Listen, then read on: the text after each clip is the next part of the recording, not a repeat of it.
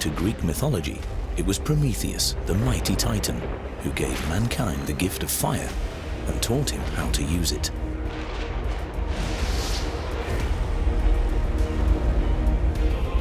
Having command of fire marked a turning point in human history. A development began which in the Stone Age led to groundbreaking inventions and achievements. They are the origins of modern civilization.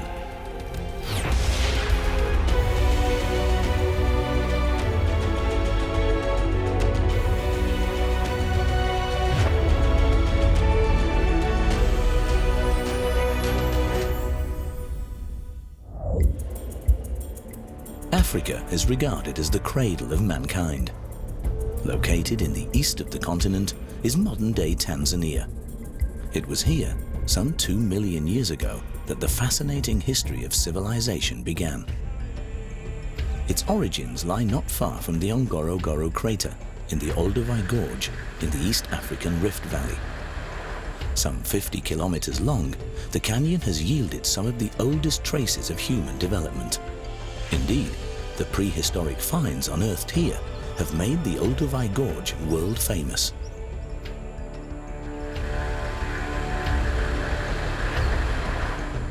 The discoveries were made possible by erosion, which over hundreds of thousands of years has exposed ancient layers of rock. They are like a window on the past.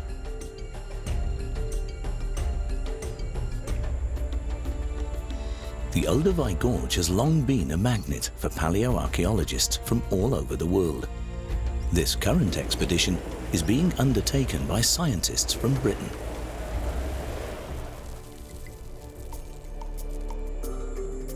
The project is headed by Ignacio de la Torre, an archaeologist from London's renowned University College.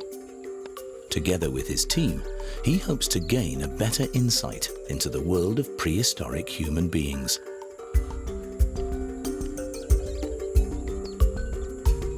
De la Torre is treading in some huge footsteps.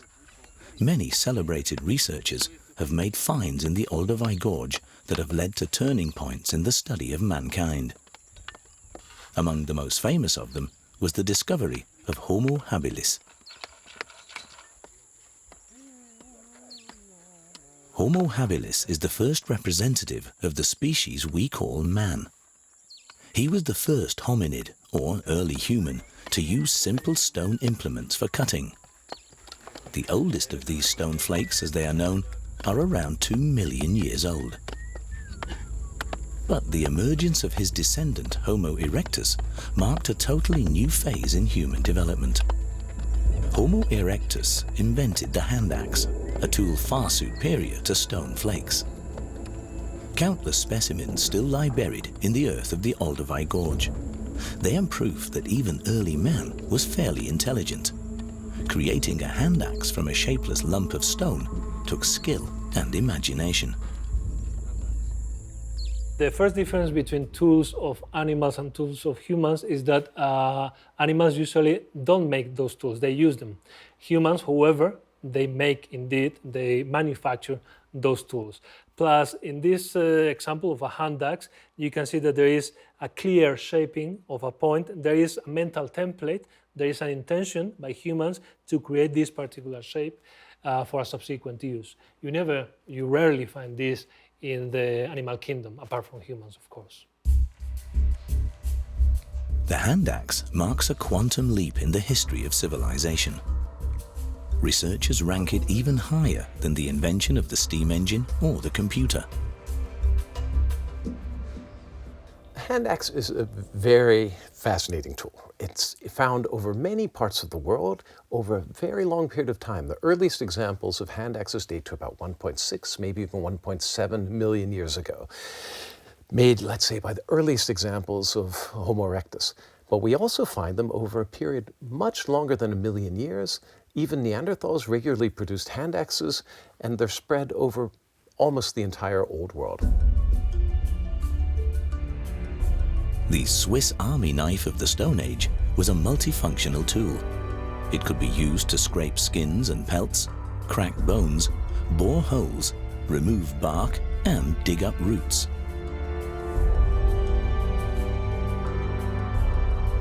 Most of all, however, the sharp cutting edge could be used to remove the flesh from animal carcasses, something Homo erectus could not do with his teeth. Thanks to the hand axe, early man was able to supplement his vegetarian diet with more and more meat. This meant he was also consuming more valuable protein. The consequences of this first magical moment of the Stone Age were sweeping. Besides muscle growth and many other effects, the increase in meat consumption also resulted in a marked enlargement of the brain, which of course made man capable of totally new achievements. Over time, the high consumption of meat saw the brain of early man increase in size from 640 to 900 cubic centimeters. At the same time, his mental capacity also increased, slowly paving the way for the next major step towards civilization. It was triggered by lightning and meteorite strikes and volcanic eruptions, the natural forms of fire on Earth. Their enormous power terrified not only animals, but also early man.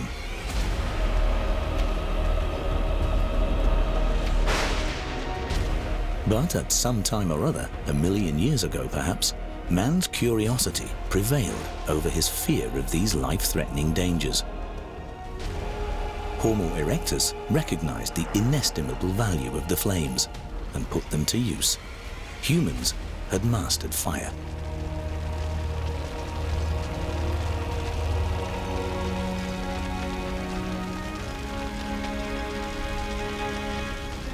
This mastery changed everything. It catapulted human development into a totally new dimension.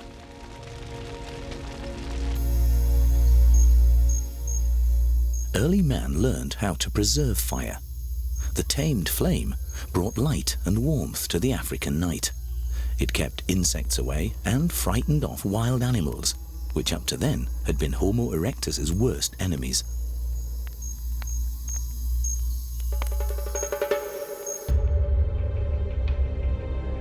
The remains of one of the oldest hearths made by humans are around 780,000 years old. Various features clearly distinguish them from places where fire occurred naturally. The arrangement of blackened stones and the remains of carbonized food like seeds and animal bones discovered nearby are all proof that Homo erectus had mastered the art of making fire. He was also the first hominid to roast his food over flames.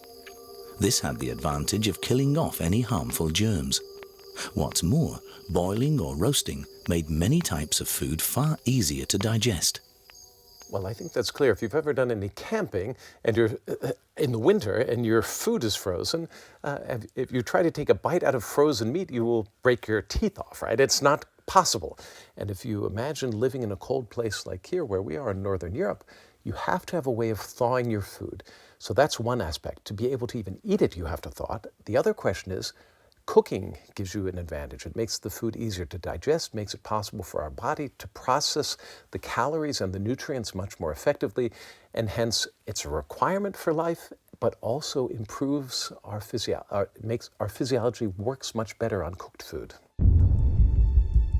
Cooked food also reduces the amount of energy needed for digestion, energy which is then available for the brain to utilize. Over several 100,000 years, its volume increased to 1,000 cubic centimeters, making it almost the same size as that of modern man. But hearths and campfires also served another important purpose. They developed into fixed meeting points for the community. They were probably the places where the first interpersonal bonds were forged, with gestures, facial expressions, and perhaps even with early forms of language. We must assume that hearths and campfires were also social focal points. They were where people cooked, chatted and congregated. And they were possibly where language first developed. Perhaps people told stories, spoke about the day's events and exchanged experiences. And there's no doubt that their tales also gave birth to the first myths. I believe that the campfire, the hearth, was of central importance as the focal point of human life. But despite his mastery of fire, mankind was still a long way from being able to generate it systematically. It was only about 40,000 years ago that humankind acquired techniques which enabled him to create a flame through various forms of friction. About 1 million years ago, Homo erectus left Africa. First of all, he populated the whole of Eurasia. Much later, his descendants also spread as far as Australia and North and South America. Around 600,000 years ago, Homo erectus reached Central Europe, which at the time was experiencing an interglacial period with average temperatures several degrees above present-day levels. He was probably lured by the prospect of good hunting. This is indicated by the sensational discovery in Schöningen, Germany, of spears dating back 300,000 years. They are believed to be the oldest weapons in human history. The site of the find is in Lower Saxony, not far from the former inner German border. Close by, a modern research center has been built to house the precious relics from the Paleolithic age.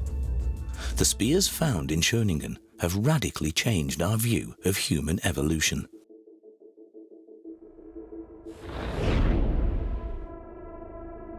Scientists had previously regarded the human descendant of Homo erectus, Homo heidelbergensis, as rather underdeveloped, but the finds refute this. The spears bear testimony to the intelligence and skill of their creators, because the hunting weapons are technical masterpieces. They are made of elastic but robust pine or spruce wood. The center of gravity of each spear lies in the front third, which gives it far better flight characteristics. Each spear was sharpened not in the middle of the shaft, but on the edge, where the wood is particularly hard. Homo heidelbergensis knew exactly what was needed to produce a perfect hunting tool. This is also confirmed by experiments with exact reconstructions.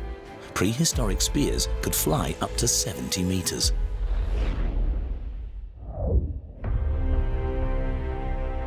Every year, researchers discover relics that are more than 300,000 years old.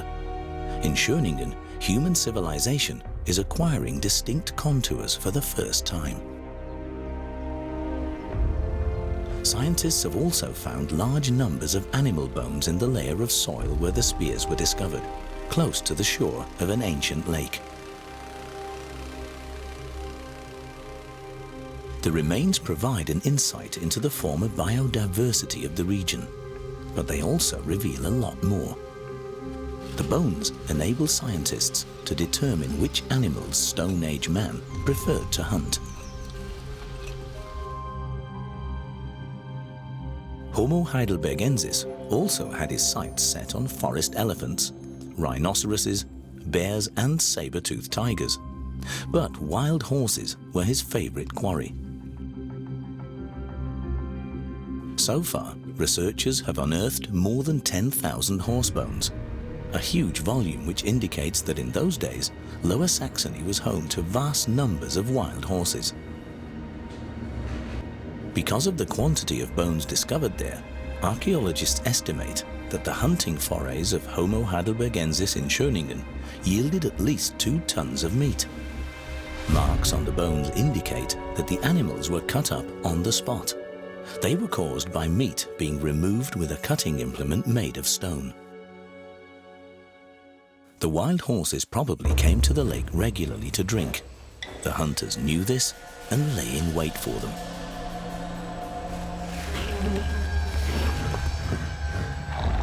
weapons alone, however, were no guarantee of hunting success. That also depended on how well the hunters worked together, which in turn meant that they had to communicate with one another.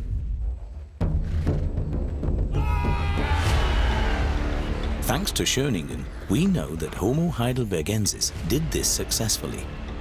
His capabilities were far closer to those of modern man than was long suspected. That has to be a coordinated group activity that requires a lot of planning, a lot of communication, and certainly terms for things like horse, spear, kill, meat, eat, cook.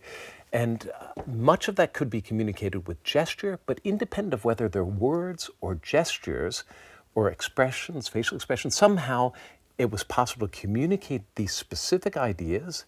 That in and of itself is symbolism, and it was possible to talk about now, the past, as well as the future. Stone Age man was not only a talented communicator, but also a skillful house builder. In northern Thuringia in Germany, archaeologists have discovered the remains of a small encampment with round huts, tools, and hearths. The find puts life in the Paleolithic age in a totally different light. The image we have of Stone Age man living primarily in caves or in rock shelters known as abris stems mainly from the fact that layers of finds tens of thousands of years old have been best preserved there. In open country, of course, such layers and their relics were destroyed by erosion.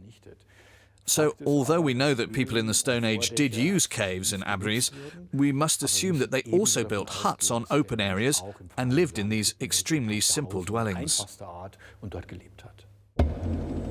This also applies to Neanderthal man.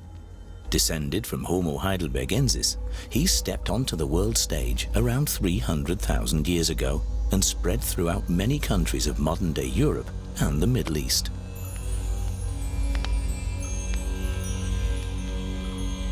Genetically, Neanderthal man was far superior to his ancestor. Indeed, his genome differs from that of modern-day man by a mere 0.2%. In 1989, researchers in Israel made a sensational discovery. They found a Neanderthal skull containing a very special bone, the hyoid or tongue bone, which anchors the tongue at the back of the mouth.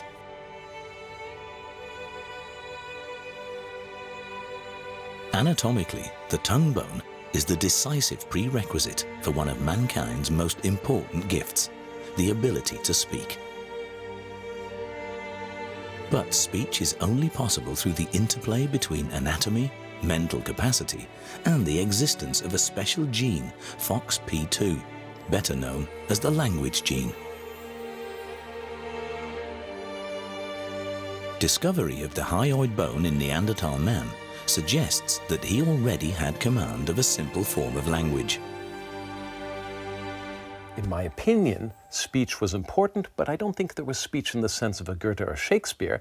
I think it was much more, let's say, a more rudimentary form of verbal communication combined with gestures and other kinds of communication through eye contact or other ways of expressing things, as well as a physical body contact. By touching people, you can also convey a lot of information. So they had well-developed communication, they had a form of language, probably not the same kind of verbal language that we have today. How Neanderthal man spoke, or what he said, remains a mystery. But perhaps there is a link between his cult of the dead and his language. Researchers know that Neanderthal man created graves and held rituals.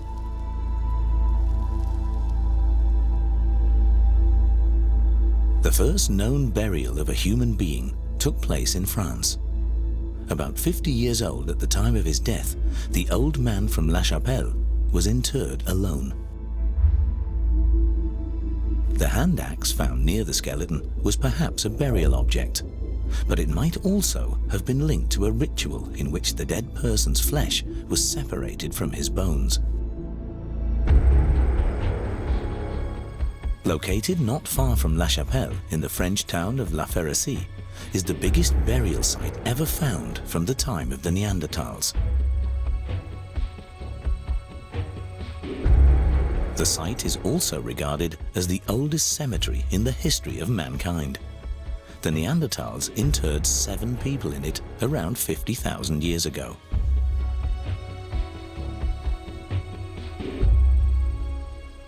For researchers, the site is clear proof that early humans didn't just lay the dead in a hole in the ground. The finds show that he took the trouble to build a tomb to bury the deceased with dignity.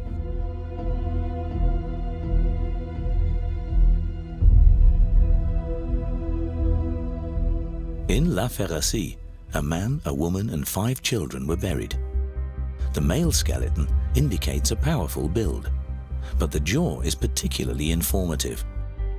Researchers have found evidence of abscesses and damaged teeth. The inflammation could have led to his death. Lying on top of his resting place was a lump of rock that had been worked, a kind of gravestone perhaps. Even before Homo sapiens, it seems, the Neanderthals had developed a notion of the hereafter. If a child dies, or a mother or a father, certainly Neanderthals had personal emotions toward them, and in the cases where the skeleton is completely articulated in a pit, then covered up, I think it's a deliberate burial. It's a point that's debated, but my personal opinion is that Neanderthals had a concept of the afterlife, even if it was a bit perhaps not as complicated as those that we have today. I think there's good archaeological evidence that there was some sort of, let's say, proto-religious beliefs about what happens when a person dies. And I think Neanderthals had these kinds of ideas.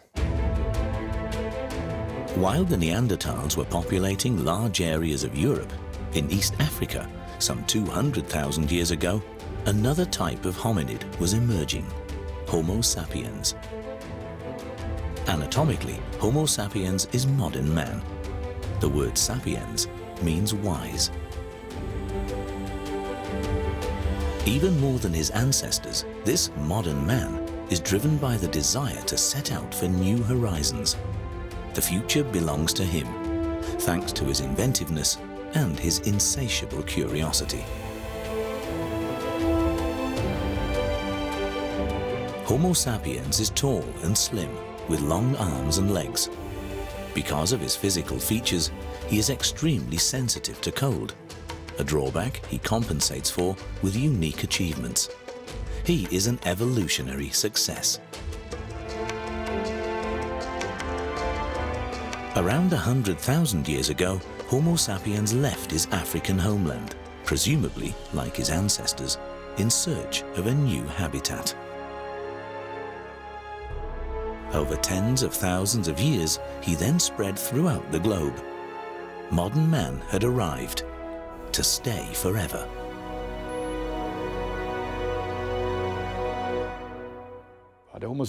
Ultimately, in his creativity, Homo sapiens was unsurpassed. He also succeeded in adapting to the natural conditions better than all previous hominids. The cold periods in Europe, for example, were life-threatening, but Homo sapiens was able to cope with his environment, and he was incredibly creative. It was only around 40,000 years ago, during the last ice age of all times, that Homo sapiens came to Europe.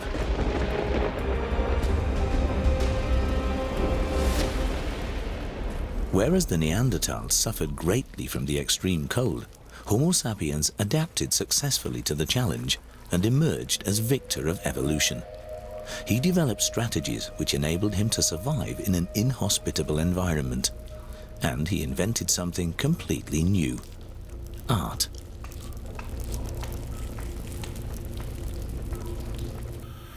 Using sophisticated techniques, the artists of the Ice Age painted their drawings on cave walls. They obtained their paint materials from charcoal, ochre, or plant substances.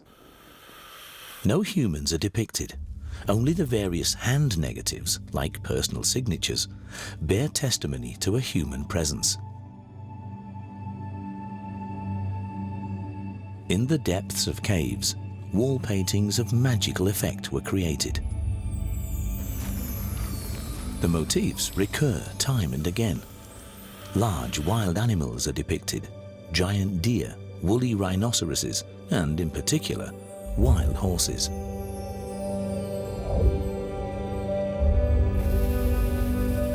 Homo sapiens was able to portray such animals so realistically because he had personal experience of them. They were the creatures he hunted, cut up, and roasted over a fire. Perhaps these drawings were a form of gratitude for the gifts of nature, messages to the animals which Homo sapiens revered like deities. This really is world art, which basically portrays the environment in which early man lived. The animals he hunted, which he encountered in nature, were depicted in motion and sometimes in perspective, and with such dynamism and richness of colour that we really have to talk in terms of world art. And as a rule, these works were created in the rear areas of caves, so they could not have been painted in daylight. Imagine going into the rear part of a cave with a torch. This flickering light from the torch makes the painting seem almost like a film strip, and the animals that are depicted almost seem animate. And there can, in fact, only have been ritual and cultic reasons behind this.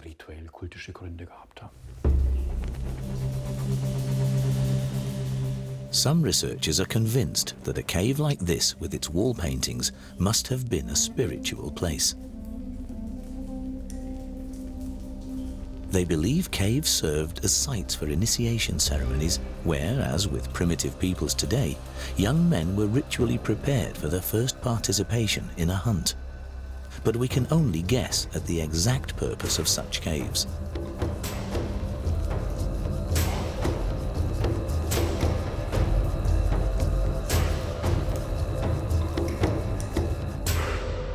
The famous Lion Man sculpture most certainly served cultic purposes. It's around 40,000 years old. The Venus of Hohlefels, with her rather ample proportions, is of similar age.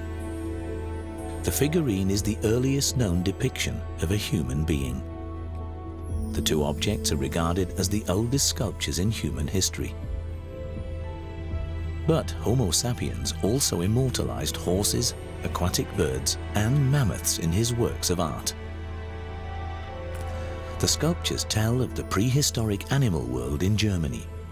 They all stem from caves on the Swabian Alp, the citadel of Ice Age art. The famous Venus of Willendorf is only about 10,000 years younger. It's thought that she represents a fertility symbol. During the last Ice Age, it seems Venus figures became fashionable. They've been found all over Europe. Perhaps they were intended as reverence to maternal deities, which are responsible for growth and reproduction.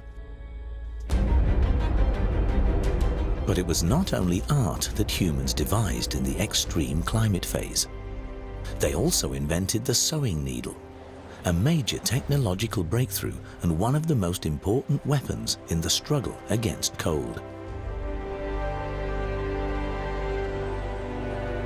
The sewing needle enabled humans to seal their clothing better against the weather. It also enabled leather and pelts to be worked far more easily.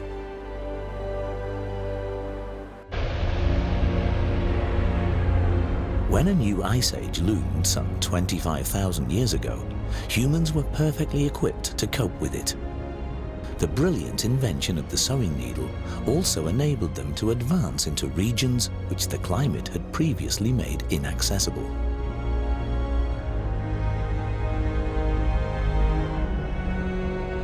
Homo sapiens thus overcame a natural barrier. This was attributable solely to his inventiveness and the urge to optimize his living conditions. At first glance, the sewing needle might seem insignificant, but it is still one of the great achievements of the Stone Age.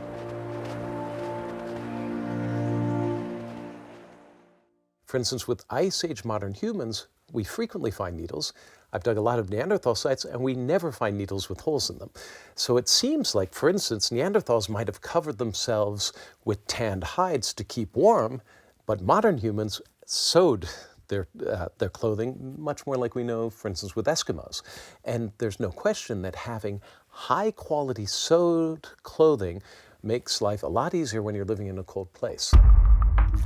Around 20,000 years ago, Homo sapiens came up with another brilliant invention, the spear thrower, or atlatl. The end of the spear was attached to a hook connected to a wooden grip. Ice Age man used an atlatl for hunting. It enabled him to kill large and fast animals from a safe distance.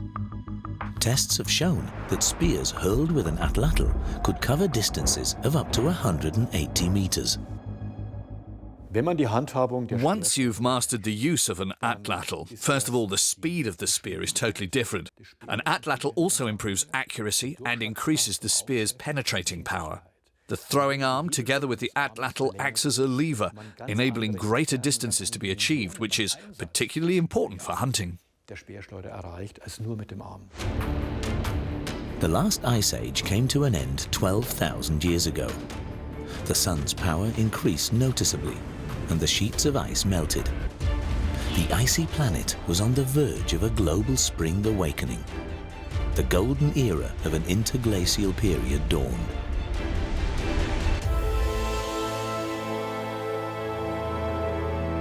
Back then, a revolution occurred in the Fertile Crescent, which changed the world forever. In present-day Anatolia, Göbekli Tepe was built, the first monumental structure in the history of mankind. Made of stone, the place is a religious sanctuary. A digital technique enables a three-dimensional model to be computed from photographs. It shows the huge dimensions of the complex. Its construction must have been a massive challenge. An undertaking of this nature would have been inconceivable without planning, specialist craftsmen, and efficient logistics. Most astonishing of all, however, is the fact that Göbekli Tepe was built by wandering hunter-gatherers, so it must have been a hunter's sanctuary. This is also indicated by the high T-columns. They have no architectural function, but are merely decorative pillars adorned with animal reliefs. Göbekli Tepe is a fabulous site because the thing about it is it's right at the switch between agricultural societies and the many, many, many tens, hundreds, even millions of years of hunter-gatherer existence. And right at this time, when just agriculture is at its very beginning, we can see a situation where large numbers of people are coming together, building enormous monuments with T-shaped pillars that weighed many, many tons. You couldn't possibly do it without a huge workforce with a shared goal and a shared ideological system. And that's something we don't have in all the many, many millennia that go before. So it's an incredibly important site. Researchers assume that the hunters and gatherers came together at Göbekli Tepe to celebrate major rituals, with roast meat and presumably, as finds have indicated, even with beer. Religion and celebration have been inseparably linked ever since the Stone Age.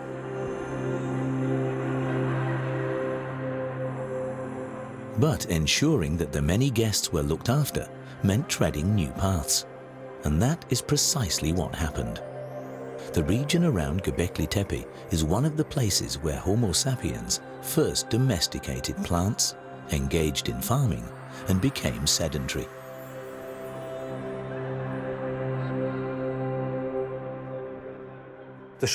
What is so exciting about Göbekli Tepe is the likelihood that religiously motivated festivals marked the start of this development. Before these larger groups came together on a permanent basis, they'd already shared rituals and festivals together. Indeed, it was only as a result of this that larger settlements emerged later. So it was through celebration that sedentariness began.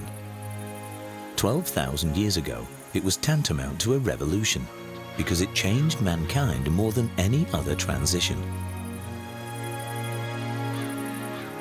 After millions of years of roaming the world as a nomadic hunter-gatherer, man placed his entire existence on a totally new footing. In doing so, Homo sapiens took civilization a step further. He learned to build fixed dwellings, since farming meant remaining permanently in the same place. It was only now that the art of pottery also became widespread. A society based on the division of labor emerged. People learned to specialize. The Neolithic revolution simply changed everything.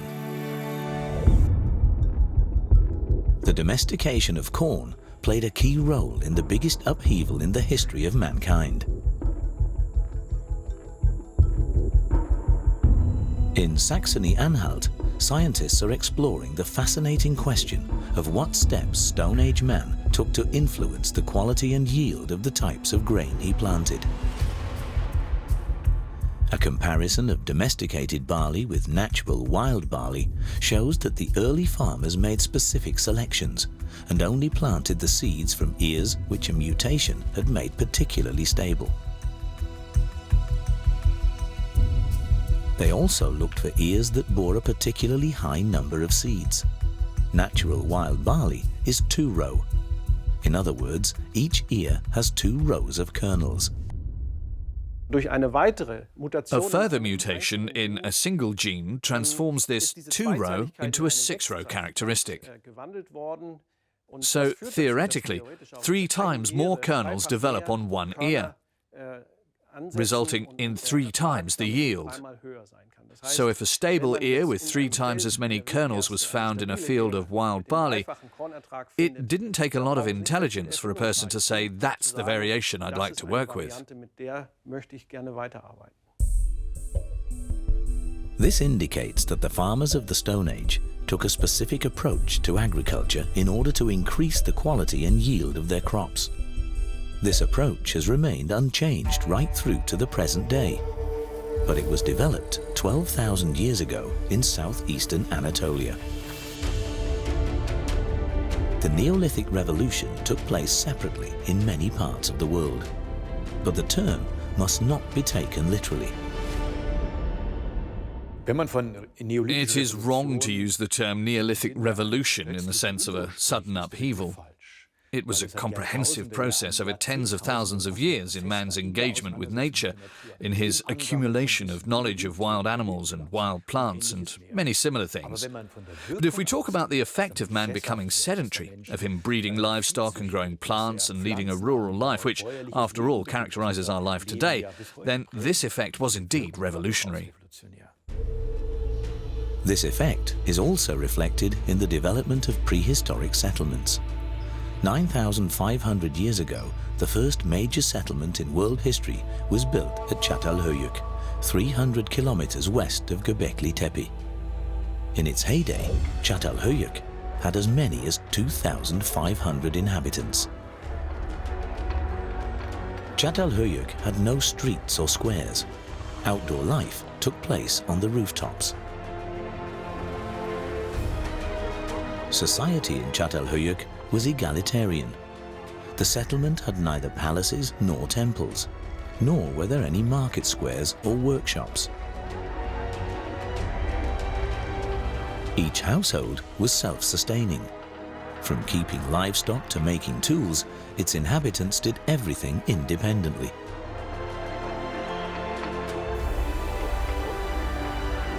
But the people of Chatal Huyuk also had to cope with the typical problems of civilization, like the removal of refuse and excrement.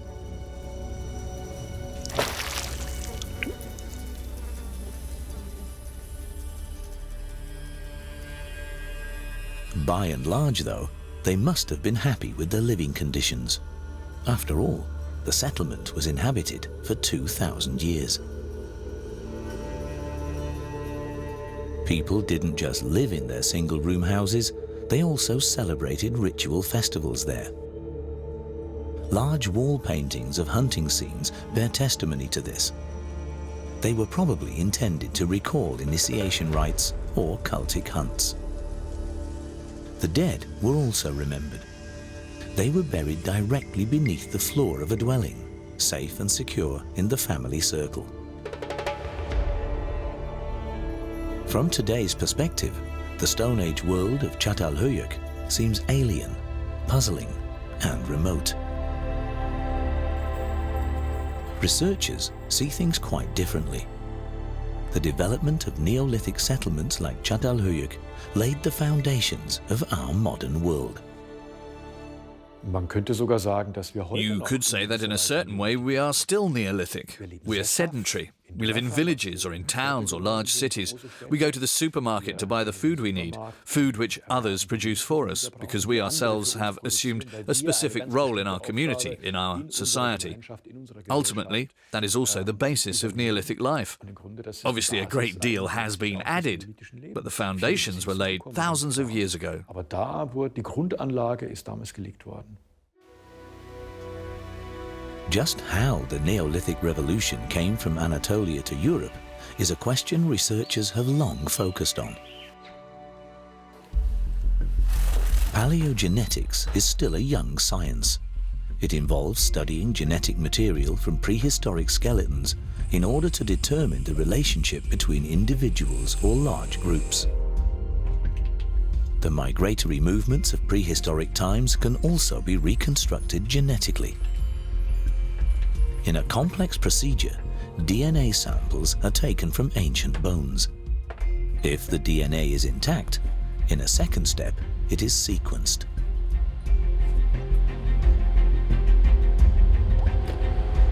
With this method, paleogeneticists have obtained clear data from the Stone Age. They make a decisive contribution to answering the question of when and how the Neolithic revolution came to Europe. We found that around 7,500 years ago, a major cultural change took place in Europe, man's transition from hunter-gatherer to farmer. It was long speculated as to whether this was indeed a cultural change. Did local hunters simply get the idea of turning to agriculture and domesticating animals? Or was it a question of immigration, of people coming to Europe with their agriculture and their domesticated animals? In recent years, paleogenetics has been able to show quite clearly that immigration really did take place, that people came to Europe from Anatolia. Within just a few centuries, they'd almost completely displaced the local population. They brought agriculture and domesticated animals to Europe. They settled and spread. Basically, they laid the foundations of modern-day civilization.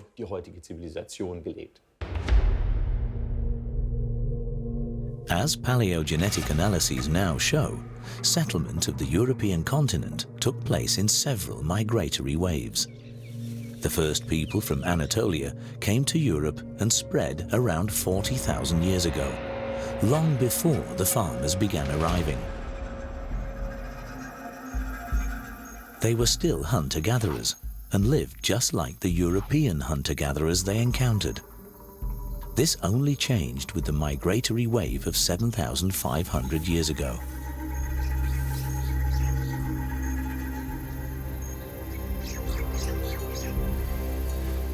Back then, two totally different cultures collided.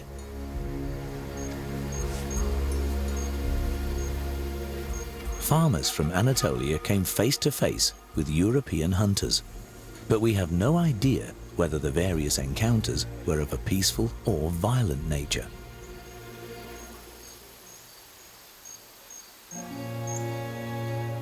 What we do know is that a merging of the two cultural groups took place, one in which the migrants from Anatolia prevailed over the European hunters. By the end of the Neolithic period, 70% of the people in Central Europe were descended from farmers. Thus, in Europe too, the future belonged to the immigrant rural culture. Time and again, immigration was accompanied by innovation, arable farming, livestock breeding, pasture farming, the wheel, carts and domesticated animals like horses, which were highly important for future developments, metallurgy in the form of bronze and iron, and it all came via trade networks, via migration. So without this migration, this mobility, it would have been impossible for civilization in Europe to have developed the way it did. The last major invention of the Stone Age was smelting. One of the world's oldest copper mines is located in Bulgaria.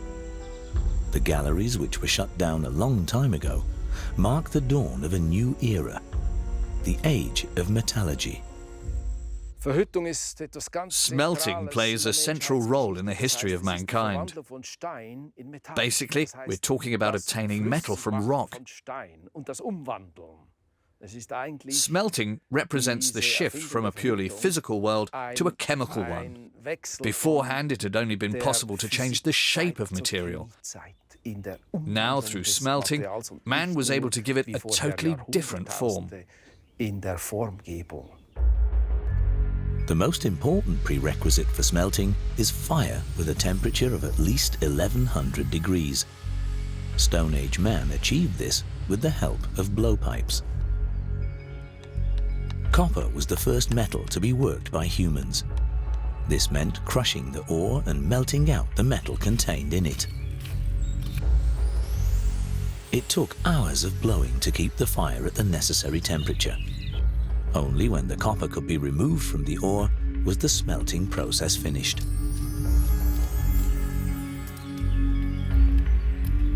Experiments with Stone Age methods underline how, at first, it must have been difficult to obtain copper. But through trial and error, Stone Age man finally acquired the expertise needed for producing the precious metal. Even today, copper is still one of the world's most sought-after raw materials. From obtaining copper to casting the molten metal is just a small step. Smiths soon mastered the technique. The new technology brought an end to the Stone Age, which gave way to the Metal Age. Then, humans discovered gold. When gold is around, everyone wants to have it. And we see that in all societies. There have to be rules governing who has access to gold, how gold is produced, distributed, and taken out of circulation. Often it's taken out of circulation in the context of burials, where we frequently find gold, and it's a way of honoring the people or respecting the people, often in a position of power. When they die, they're buried with these extremely valuable materials. We see that over and over again in many different contexts. The treasure of Varna in Bulgaria is the most spectacular gold find ever made. Dating back to the 5th millennium BC, it is unique in containing more than 3,000 objects made of pure gold.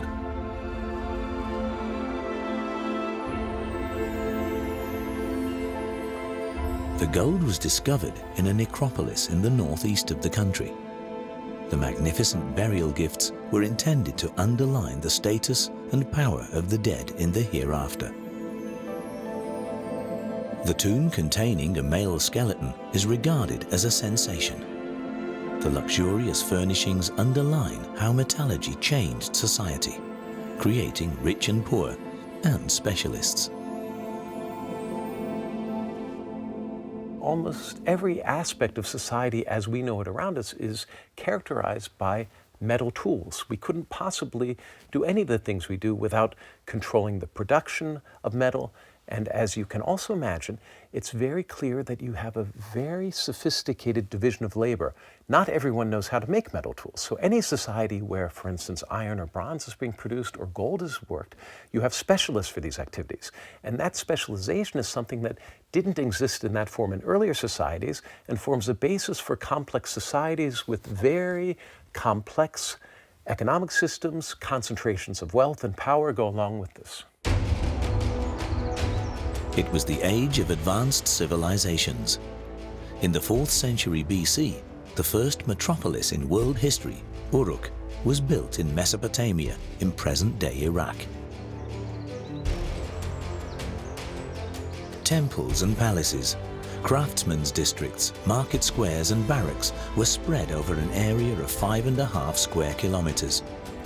It's believed that up to 50,000 people lived here. It was in Uruk that humans first experimented with urban life. It was in this megacity too that the first script was developed. The world's first epic poem was also written in Uruk, the Epic of Gilgamesh. A sophisticated commercial and administrative system brought the city prosperity and power. Splendid buildings and luxurious goods steadily widened the gap between its elite and the majority of the inhabitants. In Uruk, social inequality experienced a new dimension. Whether as a political center, an economic power, or as a sacred place, whether as the birthplace of bureaucracy, grand architecture, or script, or as a center of art and literature, Uruk set standards which henceforth applied to every advanced civilization.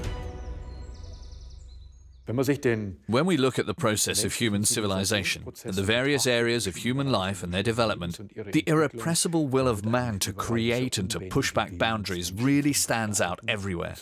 And no matter how limits are set, by nature, by living conditions, or by other hostile communities, the will to overcome them is, in my opinion, the decisive mainspring of human endeavor, and thus of the path towards civilization.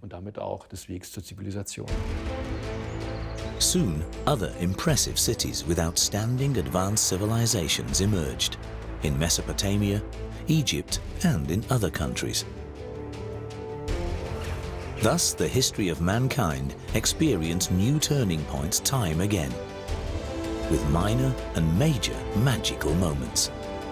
With Homo sapiens, human development gathered speed. He came up with brilliant inventions at shorter and shorter intervals. The tireless motor of mankind's achievements is man himself. He set out to assume lordship over the earth.